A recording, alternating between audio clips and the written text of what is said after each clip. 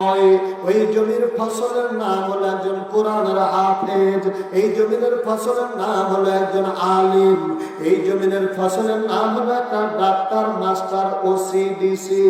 আল্লাহ রাব্বুল আলামিনের নবী বলেন, এই পৃথিবীর মধ্যে যতগুলো বান্দা আছে এর মধ্যে একজন যদি আলেম দুনিয়াতে হক্কানে আলেম হয়ে যায়, তাহলে ওই আলেমের বিনিময়ে আমার আল্লাহ একটা নয়, দুইটা নয়, 10 জন ব্যক্তিকে আল্লাহর জান্নাত নিয়ে যাওয়ার ক্ষমতা দান করে দিবেন। জোরে বলেন সুবহানাল্লাহ। তাহলে শুধু এটা নয়, বিশ্বনবী জনাবে মুহাম্মদুর রাসূলুল্লাহ, জোরে বলি, আর একটু জোরে বলি সাল্লাল্লাহু আলাইহি ওয়াসাল্লাম।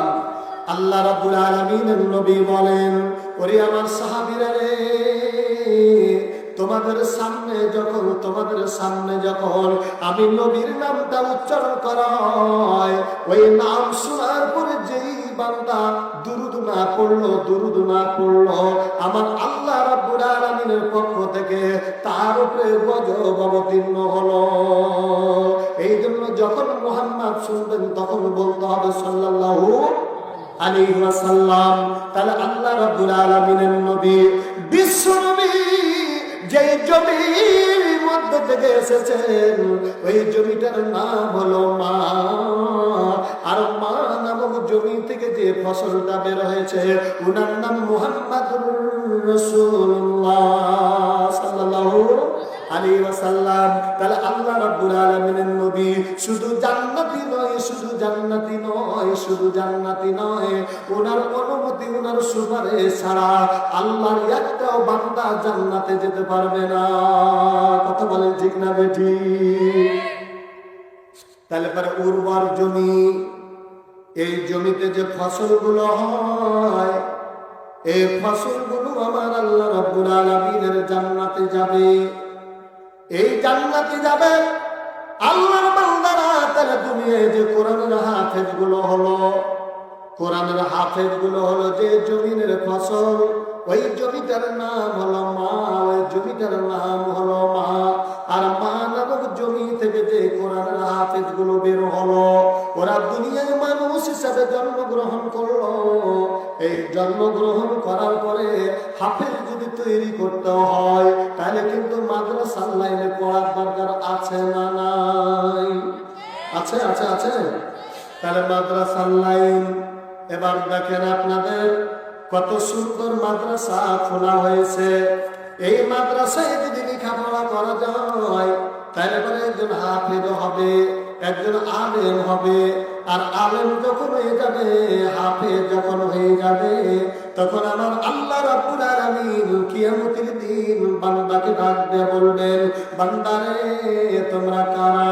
ওগো আল্লাহ, আমরা দুনিয়ায় কোরআনের হাফেজ ছিলাম।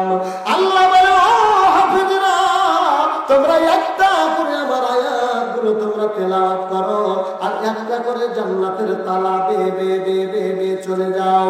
আল্লাহ রাব্বুল আলামিনের এই কোরআনের হাফেজগুলো, আল্লাহর বান্দাগুলো আয়াত তেলাওয়াত করবে, আল্লাহর জান্নাতে চলে যাবে। আল্লাহ জান্নাতে যাওয়ার পরে এদের মন যখন খারাপ দেখবে, আল্লাহ বলবেন, কি ব্যাপার, এত সুন্দর জান্নাতের বাগানে তোমাদের মন কেন খারাপ রে বান্দা?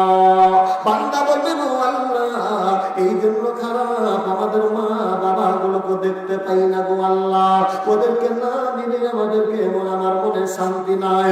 আল্লাহ বলবে, না বান্দারে, আমি আল্লাহ রাব্বুল আলামিন অনুমতি দিয়ে দিলাম এই কোরআনের খাতিরে আমি আল্লাহ তোমাকে ক্ষমতা দিয়ে দিলাম রে বান্দা, 10 জন ব্যক্তিকে আমি আল্লাহর জান্নাতে নিয়ে চলে যাবে। জোরে বলেন সুবহানাল্লাহ, লিল্লাহি তাকবীর। আচ্ছা, তো তাকবীরটা আর একবার কি জোরে দেওয়া যাবে? একটু হাতখানটা তুলি তো দেখি, তুলে জোরে বলি লিল্লাহি তাকবীর। মানে এই তাকবীরে জমিন কাঁপতো, কিন্তু একে তো ঠান্ডা, তাতে জনগণ একটু কম। তো যা হোক, আমি যে কথাটা বলছিলাম সেটা না বলে আর পারছি না। দেখেন মানে বুঝার মতন মন থাকলে অল্প কথায় বুঝে, ঠিক না ঠিক? আর ভালো জাতের কচু হলে অল্প জালে সিঝে, তাই না? জাতের মতো কচু হলে অল্প জালে সিঝে, বুঝার মতন মগজ থাকলে অল্প কথায় বুঝে। তা আশা করে যে লোকটি আছেন আপনারা অল্প হলো মগজটি তাজা আছে, ঠিক না ঠিক? এই জন্য খুব স্বল্প কথা। আল্লাহু ওয়ালিয়ুল্লাযীনা আমানু ইউখরিজুহুম মিনাদ দুলুমাতি ইলান নূর।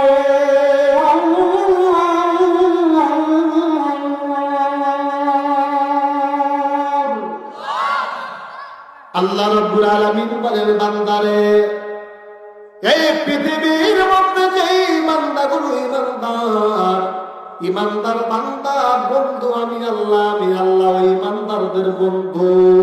আর ইমানদার বান্দাগুলোকে অন্ধকার থেকে বের করে আমি আল্লাহ আলোর দিকে নিয়ে চলে যাই। ওয়াল্লাযীনা কাফারু আউলিয়াউহুম তাগুত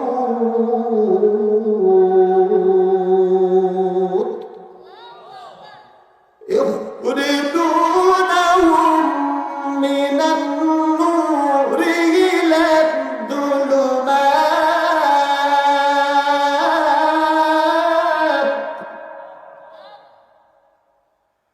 من الظلمات إلى النور أولئك أصحاب النار هم فيها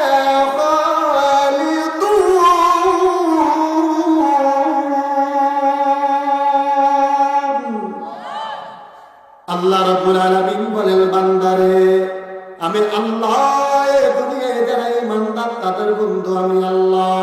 আর শয়তান যারা হবে, যারা কুফরি করেছে তাদের বন্ধু হলো তাগুত, মানে ইবলিস, শয়তান।